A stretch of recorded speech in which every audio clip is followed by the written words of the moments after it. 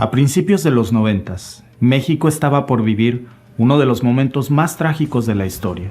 Una desgracia tras otra sacudía al país, desde una fuerte crisis económica, saqueos, levantamientos armados.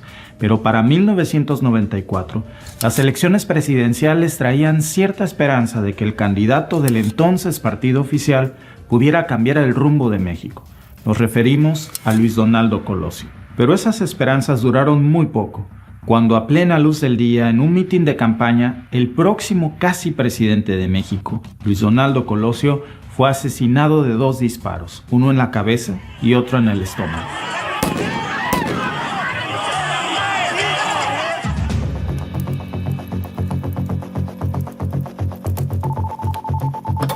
Este suceso cambió el rumbo de la historia de México en muchos aspectos, porque no fue un atentado común de un asesino solitario fanático, aun cuando eso nos han querido hacer creer por años.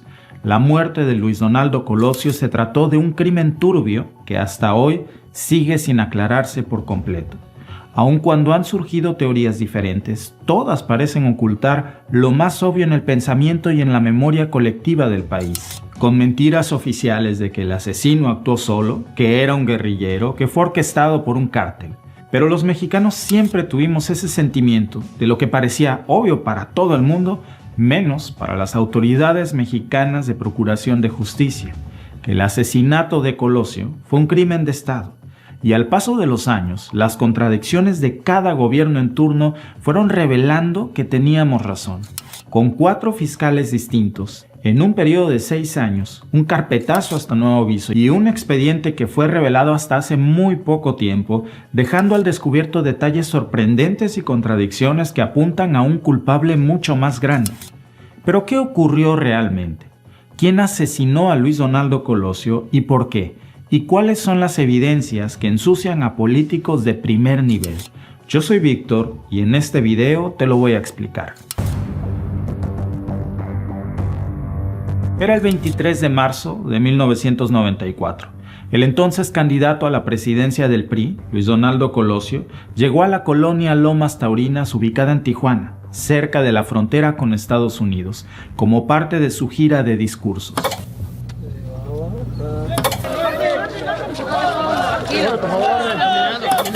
Ese es el gobierno responsable que los priistas queremos encabezar. Tenía apenas 2 meses en campaña, pero a donde iba la gente lo seguía, a pesar de ser el candidato de un partido oficial muy desgastado y con poca credibilidad por la imagen de quien en ese momento era el presidente de México, de su mismo partido, por cierto, uno de los personajes más oscuros y corruptos que el país ha tenido en su historia, Carlos Salinas de Gortari. Pero era evidente que Luis Donaldo Colosio no simpatizaba con el régimen salinista. Colosio se presentó en Lomas Taurinas, conocida en ese entonces por sus viviendas hacinadas e irregulares, rodeadas de cerros y canales de aguas negras. Pero Colosio confiaba en la logística y en la seguridad de su Estado Mayor Presidencial para protegerlo. Grave error. Algo así como el Servicio Secreto Mexicano. Su discurso fue un éxito. Pero cuando Colosio hacía su camino de vuelta, apenas protegido por sus escoltas entre la multitud, recibió 2 balazos a muy corta distancia, el primero en la cabeza y antes de caer, otro en el estómago. Se desató una trifulca de inmediato. Colosio fue llevado al Hospital General donde murió apenas unas horas después. En ese tiempo, y en la misma escena del crimen, la Policía Federal arrestó al principal sospechoso, un joven de 23 años llamado Mario Aburto Martínez, que luego se declararía el asesino de Colosio. Y las sospechas comenzaron desde el primer momento, porque incluso las primeras declaraciones y peritajes y reconstrucciones de hechos estaban plagadas de contradicciones. La versión original del crimen dejó más preguntas que respuestas y con la sospecha pública de que el magnicidio habría sido ordenado desde las esferas más altas del poder. Carlos Salinas de Gortari lo sabía y creó la Fiscalía Especial para el caso Colosio, que dependía de la Procuraduría General del país y se encargó de la investigación por 6 años. 6 años les tomó a toda esa Fiscalía Especial escribir 4 tomos llenos de tonterías que evidenciaban o bien la torpeza extrema o bien el encubrimiento de un crimen de Estado. Entre otras cosas, los informes concluían que Mario Aburto era un pistolero solitario que actuó por su cuenta propia y que tenía razones ideológicas para matar a Colosio. Lo que sucedió fue que entre la investigación y el cambio de mandato de Salinas a Ernesto Zedillo pasaron 4 fiscales diferentes en el caso. El primero, Miguel Montes, que sostenía que Mario Aburto tuvo cómplices, pero luego cambió su hipótesis a la de un asesino solitario. Luego estuvo Olga Islas de González Mariscal, la que consiguió la sentencia de 45 años para Aburto con una serie de investigaciones enfocadas a Mario Aburto como el único autor material del crimen, sembrando la idea de que Aburto estaba vinculado a un partido político o incluso al Ejército Zapatista de Liberación Nacional. Estos fiscales no estuvieron más de un año en el cargo y luego llegó el siguiente, Mario Chapa Besanilla, que terminó por enturbiar aún más la ya de por sí torpe investigación. Besanilla trajo de nuevo la hipótesis de un complot y de que los disparos no fueron hechos como se decía hasta entonces. Sus indagaciones llevaron al arresto de Otón Cortés, quien era chofer de Colosio, que supuestamente era el segundo tirador desaparecido y estuvo 2 años en un penal de máxima seguridad en Juárez, hasta que fue absuelto por inconsistencias en la carpeta de investigación, o entonces investigación ministerial. Para ese momento, la opinión pública sostenía varias teorías sobre la verdad del asesinato y sobre Mario Aburto. Desde ser un militante del ejército zapatista, repudiar supuestamente la política neoliberal y ser opositor, miembro del partido cardenista, hasta supuestamente insinuar que el asesino era enviado por el crimen organizado porque Colosio tumbó negocios del narcotráfico vinculados a la campaña presidencial. Todos los fiscales habían sostenido todo tipo de teorías, menos la más obvia, la de un crimen de Estado que podía embarrar a sus propios jefes, a quien por supuesto no los tocaron nunca ni con el pétalo de una rosa. Pero la opinión pública apuntaba a un complot más arriba, desde los medios de comunicación hasta el mismo Vox Populi. Un crimen apoyado en el Grupo Omega, la Delegación de Seguridad de Colosio, para terminar con la amenaza del mismo Colosio frente a los intereses de la hegemonía de ese turno y de la forma en la que el país había sido conducido. Luis Raúl González Pérez fue el último fiscal que se encargó del caso. De nuevo sostuvo la teoría del llanero solitario de que Aburto era el autor material y también intelectual del asesinato y que no había pruebas que sustentaran un crimen político. Con esto tomaron la decisión de cerrar el expediente y reservarlo a la espera de futuras pruebas que pudieran cambiar las cosas. Pero le ocultaron información al pueblo mexicano, vendiendo una narrativa que sencillamente no convencía a nadie y escondiendo los detalles más importantes del caso: peritajes científicos, declaraciones de testigos, entrevistas con Aburto. Los que realmente sabían el contenido de las investigaciones se quedaron callados y reservaron la información como confidencial. Es claro que el magnicidio de Colosio estuvo rodeado de presiones políticas y sociales, vínculos de poder e intereses nada nuevos para México. En México, de hecho, hay una percepción muy clara, que a Colosio lo asesinaron desde adentro de su propio sistema, con la complicidad tal vez de su propia seguridad y muy probablemente de su propio partido. Pero quienes no son de México, quienes son muy jóvenes o para quienes éramos niños cuando esto ocurrió, vale la pena preguntarnos de nuevo, ¿qué tan cierto o lógico es? ¿O por qué el gobierno querría muerto a Luis Donaldo Colosio si era el candidato de su partido? ¿Sería esta una línea obvia de investigación? Y lo primero que tenemos que entender es que Colosio era un líder con un ascenso muy rápido, un candidato que no se frenaba la lengua para criticar incluso a su propio partido o al propio presidente de la República en lo que hacía mal, y en sus discursos exaltaba el sufrimiento del pueblo mexicano con cierto toque implícito que responsabilizaba a los mismos gobiernos priistas y al propio presidente en turno. Uno de sus más memorables discursos, y tal vez el que le pudo haber costado la vida, fue el del 6 de marzo de 1994, solo 2 semanas antes de su muerte, frente a un monumento a la revolución repleto de personas y medios que escucharon sus frases más icónicas, que resuenan en México hasta el día de hoy. Yo veo un México con hambre y con sed de justicia, un México de gente agraviada por las distorsiones que imponen a la ley quienes deberían de servirla, de mujeres y hombres afligidos por abuso de las autoridades o por la arrogancia de las oficinas gubernamentales. Yo veo un México de comunidades indígenas que no pueden esperar más a las exigencias de justicia, de dignidad y de progreso. De comunidades indígenas que tienen la gran fortaleza de su cohesión, de su cultura y de que están dispuestas a creer, a participar, a construir nuevos horizontes.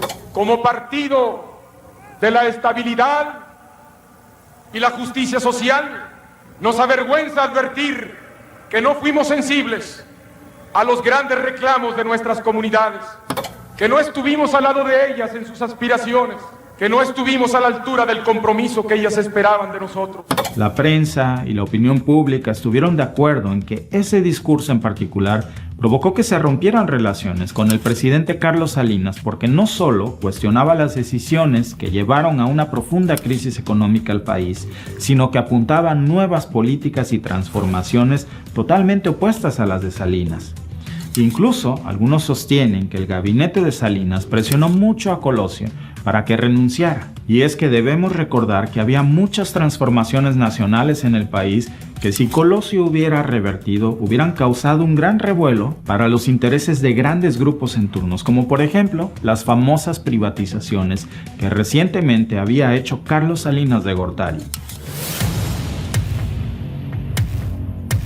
25 años después del magnicidio de Colosio, la Asociación Civil Mexicanos contra la Corrupción y la Impunidad logró que el Consejo de la Judicatura Federal sacara a la luz el expediente completo del caso contra Mario Aburto y, en contraste con el informe oficial, las pruebas completas revelaron contradicciones e inconsistencias de los hechos que ponen en evidencia, como te decía hace un momento, o bien la torpeza evidente de las autoridades o el encubrimiento de un crimen de Estado. Son en sí más de 9,000 páginas, incluyendo evidencias fotográficas, materiales y videos, pero veamos algunas de las contradicciones más relevantes que sin duda alimentan la teoría de que el asesinato de Colosio no fue algo aislado, sino un crimen organizado por el propio Estado. El 27 de marzo de 1994, unos días después del suceso, la entonces novia de Mario Aburto fue a declarar a la PGR en Tijuana. En su primera versión dijo que Aburto le comentó que manejaba armas y que era parte de un grupo político donde lo apodaban el Caballero Águila, que era un confeso cardenista y que vivió los horrores del levantamiento en Chiapas. Más importante, también dijo que repudiaba al PRI y que no quería más violencia. Pero meses después, en septiembre, la joven se retractó de su declaración luego de un careo entre ella y Aburto, que hoy se sabe con detalles por el propio expediente, confesando que se lo inventó todo, pero aún así, la Fiscalía Especial para el caso Colosio le firmó la declaración. Después del asesinato, oficiales de la Policía Federal en Tijuana detuvieron a Mario Aburto y le tomaron declaraciones en un primer parte informativo que fue realizado por 9 agentes, de los cuales 6 se presentaron como testigos y firmaron. El expediente revela que incluso esos supuestos testigos no participaron en la detención de Aburto, así que no les constaba nada de eso y de hecho ni siquiera tuvieron contacto con él antes, durante o después del asesinato, es decir, no vieron nada. 3 agentes no ratificaron sus declaraciones y tampoco dieron motivos. Otros 2 no estaban en la colonia, sino en el hospital custodiando a Colosio. Y hubo otra que se hizo pasar por reportera para interrogar a Aburto y sacarle información, pero ninguno presenció el supuesto hecho. Pero ninguno de esos 8 testigos iniciales había estado en el lugar de los hechos.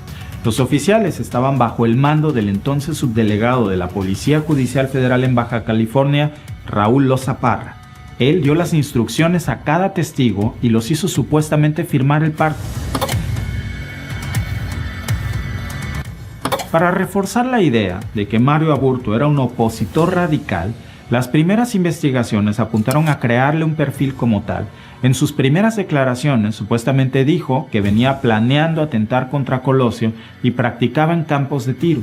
Pero el propio Aburto nunca ratificó eso y unos meses después su defensa solicitó al juez descartar esa versión, pero nunca lo hicieron. Pero hay que hacer una pausa aquí. Estos hechos no demuestran para nada la inocencia de Mario Aburto. sino el encubrimiento de algo más en las investigaciones. Mario Aburto empezó a sostener la versión de que fue un accidente, que no tenía intención de matar a Colosio. Hay muchas pruebas que detallan cómo fue el asesinato para Mario, desde una representación en dibujos hasta toda una escenografía con actores, con el propio Mario Aburto, recordando cada movimiento paso a paso de una forma muy cómica, relajada y teatral. Vean que están por caérseme el arma. Sigo caminando y es cuando saco el arma y la saco así. Se activa el arma. Básicamente, con la absurda defensa de que solo quería herir a Colosio, pero en el calor del meeting, alguien lo golpeó por detrás, tropezó y que accidentalmente, supuestamente, él disparó el revólver calibre 38. En su momento, la fiscalía presentó las declaraciones de dos primos de Mario, Marcelino y Mauricio Ortiz. Este último dijo que Mario le mostró el arma y él contó sus planes, pero el expediente muestra que ambos primos se retractaron de todo eso, que de hecho tenían tiempo sin ver a Mario Aburto y que testificaron en su contra bajo amenazas de la propia policía. La Policía Municipal de Tijuana, comandada entonces por Federico Benítez, allanó la casa de Mario Aburto en la colonia Buenos Aires y allí encontraron un supuesto baúl que contenía, además de documentos personales de la familia, una libreta de garabatos hechos por Mario, cosas como anatomía, paisajes naturales e imágenes de revueltas revolucionarias supuestamente. También encontraron un supuesto manual del marxismo, pero lo más importante, un cuaderno con el título Actas, que contenía más dibujos y muchos pensamientos escritos de Mario Aburto, casi como un diario criminal. La PGR consideró el material una prueba contundente del odio de Aburto hacia Colosio y el PRI y fue determinante para sentenciarlo.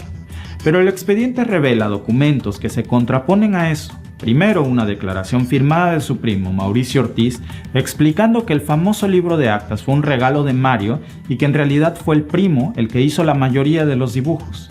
Y luego, una serie de cartas de Mario dirigidas al juez poco antes de la sentencia, contando, entre otras cosas, que las autoridades sembraron la idea de que los dibujos eran suyos, que lo torturaron, amenazaron y que hasta lo drogaron para que dijera lo que ellos querían. ¿Agresividad? No, agresividad, no me pongo.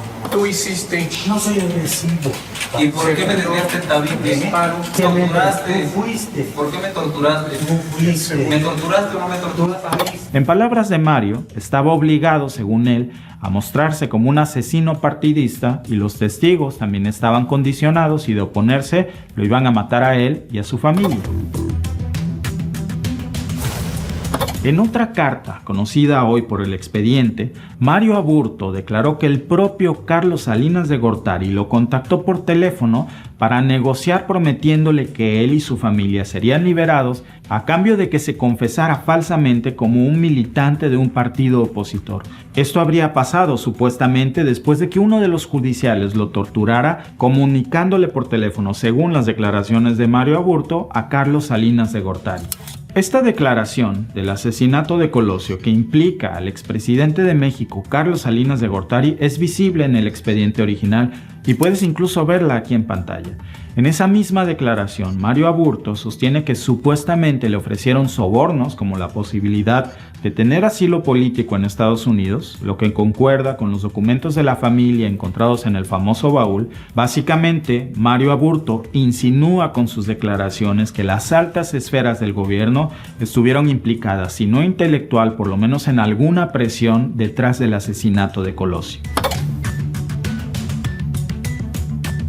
En el mitin de Lomas Taurinas, Colosio era protegido por unos 30 elementos del Grupo Omega, el servicio de seguridad personal para los candidatos presidenciales. Concretamente, 2 agentes vivieron todo de primera mano, Fernando de la Sota y Alejandro García Hinojosa.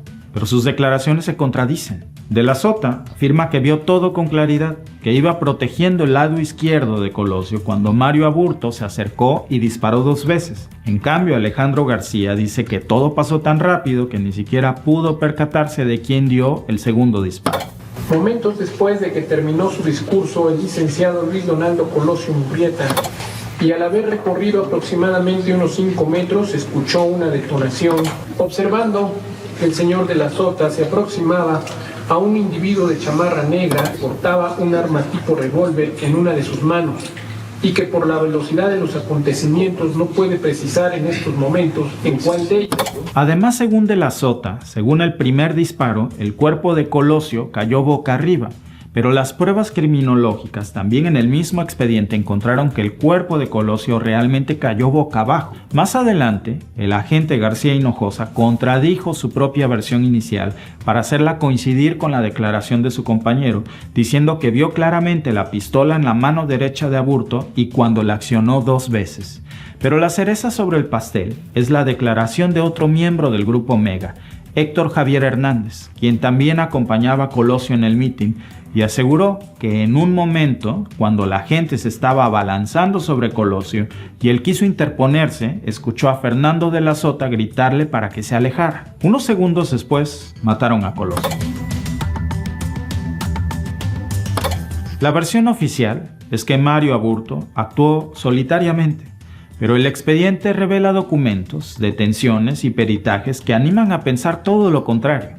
El mismo día del asesinato detuvieron cerca del lugar a Jorge Antonio Sánchez Ortega, un miembro del CISEN, del Centro de Investigación y Seguridad Nacional de la Secretaría de Gobernación, que fue asignado a informar sobre el mitin y fue encontrado con sangre de Colosio en su chamarra.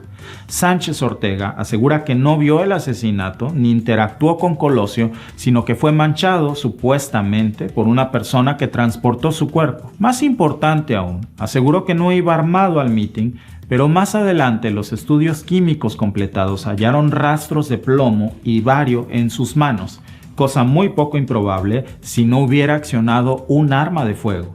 La fiscalía lo supo desde un principio, pero lo desestimaron. También fue detenido Vicente Mayoral Valenzuela, un ex policía de Baja California, luego de que Mario lo señalara como el verdadero ruco que mató a Colosio y que fue planeado por exministeriales de Tijuana, pero luego él mismo se retractó de esa versión. Ya mencioné también al chofer de Colosio, Otón Cortés, que supuestamente efectuó el segundo disparo en el abdomen, contradiciendo los resultados de los peritajes iniciales.